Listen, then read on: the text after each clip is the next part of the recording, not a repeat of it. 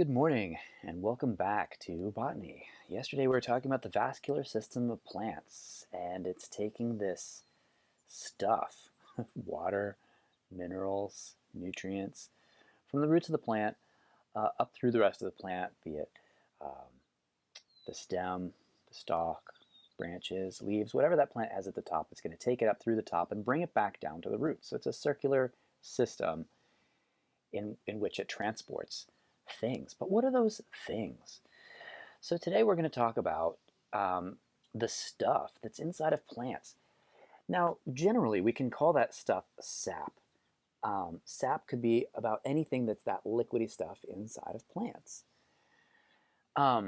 More specifically, it's xylem and phloem, which are these sticky substances that contain the foods and the minerals and the nutrients that the plants need to continue to do the essential processes that happen in a plant. Now, interestingly, humans kind of have something like this too. We don't have xylem, we don't have phloem, but we have something called plasma, which is, if you've ever cut yourself, there's these little, we're going to form a scab at some point to help seal off the wound. We don't want to just bleed indefinitely forever and ever. Now you can, there's a disease for that, it's called hemophilia. We don't want that to happen. So what our bodies do is, inside of our blood, there's these little platelets. These, this plasma is going to create these platelets and seal off the wound. It's going to be sticky at first and gooey, and then it'll create a hard scab. So we have a pretty similar thing inside of humans. And interestingly, sometimes if people get hurt in accidents or they have some medical conditions and they need to get plasma, well, some people can donate plasma, or in some countries where they don't have enough plasma for that person or emergency situations, they can actually just use coconut water in place of human plasma. That's how similar it is between plants and humans and some animals. So that's kind of an interesting fact. Yeah, many uses for coconut water. It's not just a delicious, sweet drink. But this sticky substance that's going up and down that vascular system is going to carry certain things. It's going to carry the food for the rest of the plant. It's going to carry those nutrients for the rest of the plant. And so, yeah, you might see this in the form of sap. Another thing that we do is we sometimes tap trees, these maple trees, to make maple syrup. And what comes out of the tree is definitely not maple syrup. It's a very mildly sweet, watery substance.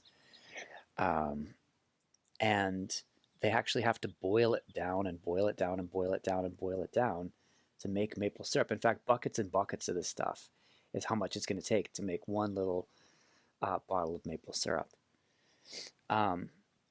So we're not the only people that go and eat this sugary sap from plants. Animals do this too, and other plants sometimes do it to other plants. So yes, it's kind of like, you could say it's like the blood of the plants, is this flowy, sometimes sticky sap that's going to go through the vascular system of the plants.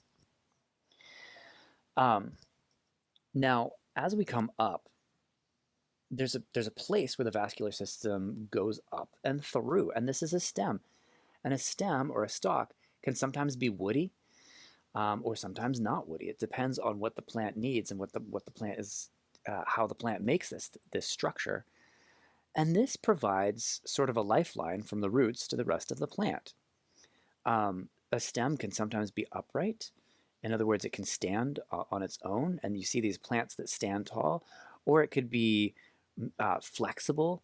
A lot of the grasses that you see are very thin, and the stems are, as the wind blows, is going to blow these back and forth, and there's going to be a lot of curve and play to them because the grasses don't necessarily need to stand strong against something.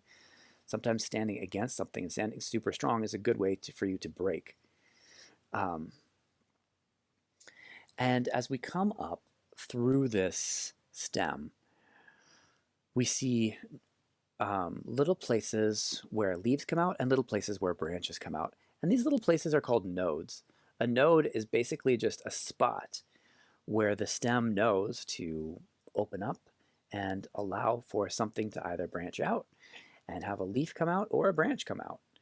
And it's going to have a little bit of extra strength and support because, especially if it's an upright structure, if you have like this upright, tall structure, what's going to happen is you add more weight to the side. Well, it's going to add more pull. It's going to want to pull the structure down to one side or the other side and break it. So it has to add a little bit more strength and support there. And that's what it does at a node. And then you have these tiny little nodes also up in there called internodes. So these nodes and internodes are where new things are going to branch out in some plants. Now, some of these plants create really tough, woody exterior stems.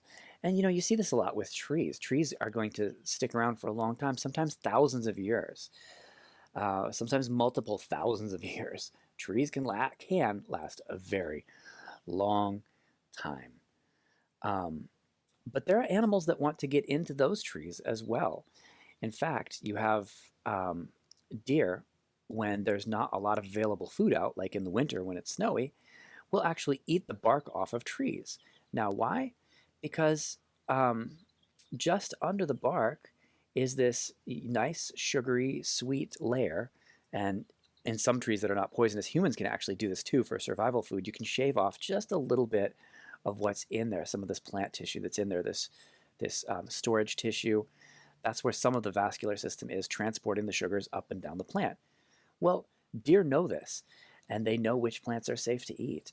And they eat those plants when they need to, like in the winter when there's just not much food available. People don't so much do this because you can actually hurt the trees. In fact, if you eat all the way around the tree, you can kill the tree, because this is the way that trees transport yummy food from the bottom of the tree to the top of the tree, and then from the top of the tree back down. If you go all the way around the tree and break the system and there's no way of transport, well, you're going to kill that tree. And in a certain period of time, the whole plant will die. And deer can actually strip an entire forest. If there are too many hungry deer, they can actually strip or destroy a whole entire forest. And so it's essential that there's not too many deer that go hungry. And something that takes care of that are wolves and other predatory animals that eat deer. But the wolf population is absolutely essential for making sure that there are not too many deer out there. And if there are too many deer, then there would be more wolves, because the wolves would eat well and they would have more kids. And then the wolves would eat those deer and make sure that the deer don't strip the forest. Because, and we've witnessed this, sometimes people like to think that they are all powerful, and they come up with these grand ideas and they say, hey, we don't like wolves. We think they're mean. We think that they're going to attack humans, and we think that they're dangerous. And so what they want to do is make sure that there are no more wolves in the forest. And sometimes they might do this by actually hunting wolves or pushing them out of the forest. And then once those wolves are gone, then you have this explosion of population. You have too many deer, because the wolves were an essential part of the food chain to take care of those deer. And if they don't, then those deer are going to overeat all of the trees and stuff like that, and they could actually destroy the forest.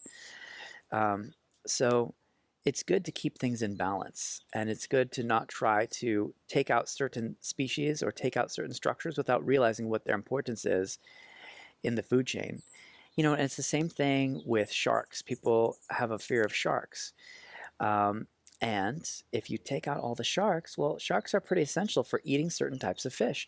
And certain types of fish will eat the plants that may be holding sandy soil in place in ocean beds, plants that were essential for other animal species for creating new coral reef, or feeding certain types of things. Even plants that humans eat may be overeaten by certain fish if we get rid of the sharks. So having top animals in the food chain is just as essential for the plants as it is for the other animals, because they're all related. And once we take one of these things out of the cycle, we start to realize more and more the effect that humans have on plants, and the effects that plants have on humans, and all of the little interrelationships between. So, going back to nodes, a node is where a branch might pop out, or a bud might pop out, a flower might pop out, um, or another leaf might pop out of there. And you'll see this too. If you next time you see a plant, look and see where does the leaf attach to. It doesn't just randomly sprout out of nowhere. And you look, and especially if a leaf falls off a plant, you'll see this place where the plant was in the where the leaf was in the stem. And you look at that place and you're like, oh, hey, that's the node. I know what that thing is now. It's this special little place that's extra strong for holding on to the leaf. Um, so what is a branch? A branch is basically just a place where the thing is going to split. You might see a branch in a river. You might see a branch in the road. You can see branches in non-plant things. I mean, we kind of call this because they were on plants, and then we're just like, oh, well, what is this thing? It must be a branch, this splitting of ways, a parting of ways, where the one, it goes this way, it goes this way. Now, in some plants, like your Christmas tree, when we were looking at conifers, those cone-bearing trees, those trees grow straight up. You look at all those pine trees in the forest, they just grow straight up. In fact, all those conifers, the non-pine trees, well, the fir trees, and any tree that is that conifer tree, those trees are going to just grow straight up. But they do branch. The branches just come out of that straight up trunk. That main branch is going to be the trunk, and then the other branches are going to branch out. Now you look at other trees that are not conifers, or you look at other plants that don't grow straight up. Another one of the plants that we were discussing was that horsetail. When we talk about ferns and horsetails, those horsetails grow straight up. They don't really branch out. But a lot of plants do branch out, and you can look at these things, and they branch out really far. They have lateral branches, which are the branches that go sideways. And so get out there and explore, and just be aware of this and say, hey, what's going on with this plant? Is it going straight up or is it going sideways? What is going on with this plant? How is it branching? What is the essential element of this? If you look at, say, an apple tree or a pear tree, for instance, these trees can be a lot of fun for climbing. An avocado tree, they will branch out pretty significantly. They do not just grow straight up and down. And in fact, people who want to pick the apples or pick the pears or pick the avocados, what they will do is they'll do something called pruning. They will cut off part of the plant, which sometimes can be really healthy for plants to help, if you can help them by cutting off certain elements of them. You cut it off right around at the node, that place where the branch is. And what they do to keep these trees able to be picked is that they'll cut the top of the tree and have it grow sideways instead of tall. So you'll get a lot of lateral branches, these sideways branches. So this tree will grow from side to side, and it'll be more round and more bushy. And that way a person can just reach up and pick things, and they don't have to climb all the way up to the top. In Hawaii, we would get a lot of trees that they were wild trees. And so they grow just as tall as you can imagine in the wild. And it took a lot of climbing. Some of the fruits were way, way, way up high, and I would sometimes have to climb 30 or 40 feet to get that fruit at the top of the tree. Sometimes these mango trees that were wild, or lychee trees, they're growing wild, and so you'd have to climb super duper duper high. And the higher you get, the more you realize that this thing is these thick branches. They get higher and they get wider.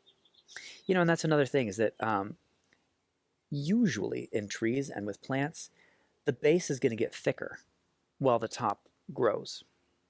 And you have different types of growth as well. Some trees grow from the base and it shifts, and the rest of the tree goes up. Some trees are going to grow from the top of the tree. Some plants are going to grow from the top of the plant to where that new growth is at the top and it keeps pushing up. And some growth is going to happen at the bottom of the plant, and it's going to push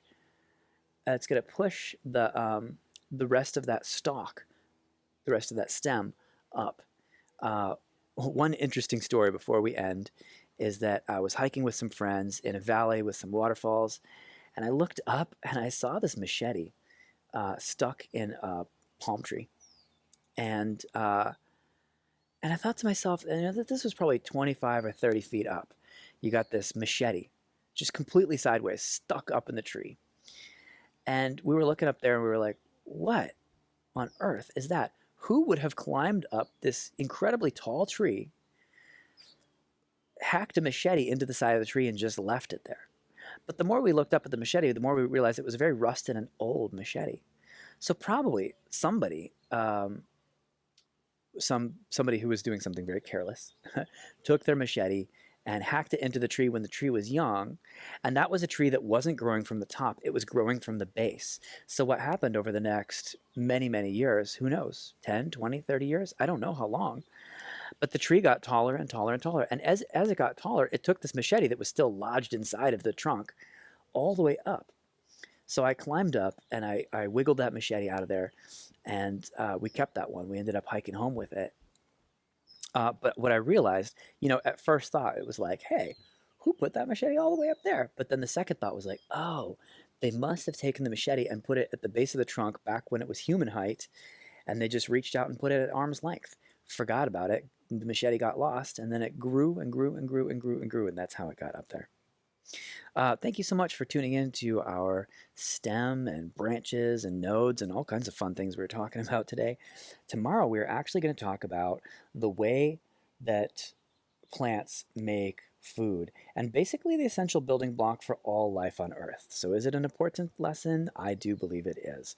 We're going to talk about sugar, yummy, sweet sugar. So, tune in tomorrow. Thank you so much for your ear today, and have a good one. Bye bye.